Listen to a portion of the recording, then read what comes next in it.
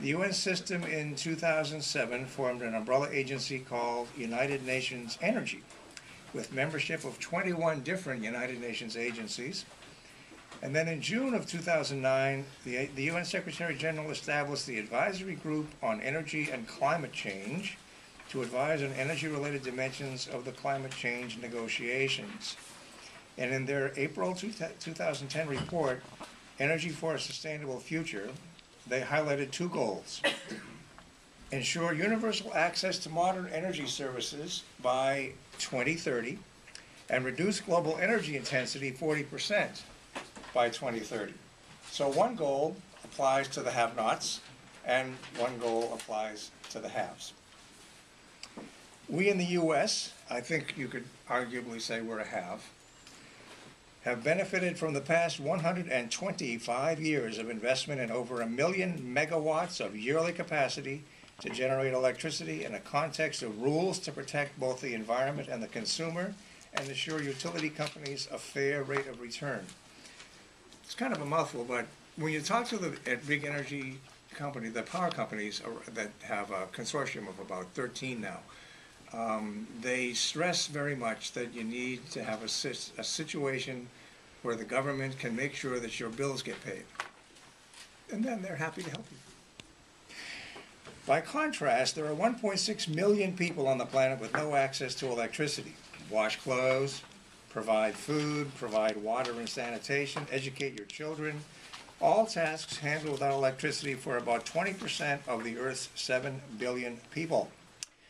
At a projected investment level of $14 billion a year from now to 2030, which is what we normally have invested in new projects for power, we will still have 2.7 billion people without access to clean cooking facilities, and 1 billion people will be without access to electricity. Universal modern access by 2030 would require an annual investment of $48 billion, so doing the math, you need $38 billion to come from somewhere in order to make sure that everybody has electricity by 2030. $24 billion is not the end of the world. How quickly did we spend that in Iraq? George, watch that stuff. In less than a month, I think. Now. The U.S. could reduce energy usage by 10% if energy efficiency opportunities that pay for themselves were implemented. If all of the EPA regulations that are going to knock out the 120 worst coal-fired utilities in the U.S. get implemented and those facilities are knocked out, that's 3% of just the power generation. This was talking about 10% of all energy usage, not just electric, but also for transportation, the oil that we use for that.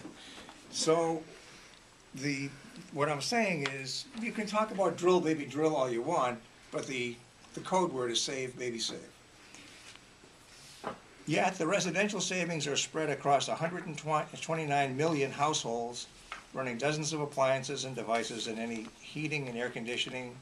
Half of the industry sector savings is in 10,000 facilities. The rest is spread over 320,000 small and medium-sized enterprises. And commercial sector savings are spread over 87 billion square feet of floor space. So energy efficiency would also reduce our carbon footprint. People in the US produce about 19 tons of carbon emissions per person, about twice what European countries produce and 10 times what developing countries emit per person.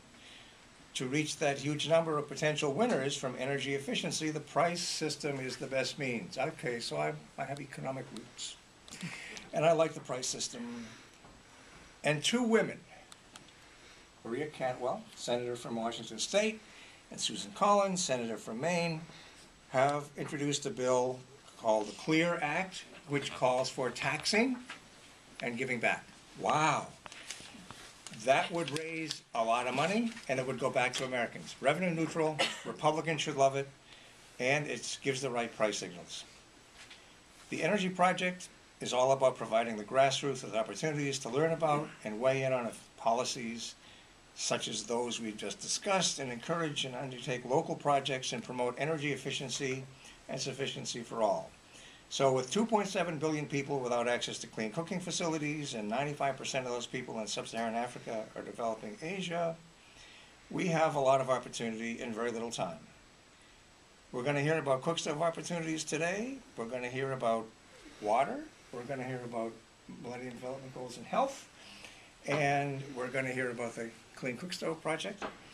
And it's tough to move water where it's needed without energy. Imagine that. So there's a sort of built-in And vice connection versa. there. And vice versa. There you have it. I'd like to introduce Corinne Hart, who is with the Global Clean Cook Stove Alliance. And take it away. Great, thank you. Should I use the mic or is it okay without it?